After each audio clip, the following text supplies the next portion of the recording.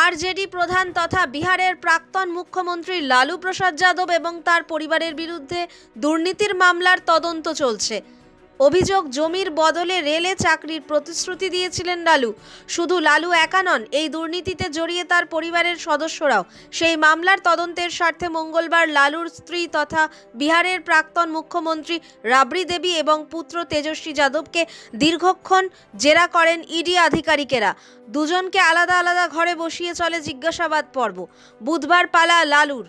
জমির বদলে চাকরির মামলায় গত 2 বছরে এই নিয়ে দ্বিতীয়বার জিজ্ঞাসাবাদ করা হলো রাবড়িকে। কেন্দ্রীয় তদন্তকারী সংস্থা সূত্রে খবর, টানা 8 ঘন্টা ধরে চলা এই জিজ্ঞাসাবাদের পর্বে লালু পত্নীকে অনেকগুলি প্রশ্ন করা হয়। কিছু প্রশ্নের উত্তর দিলেও এড়িয়ে গিয়েছেন অনেকগুলি।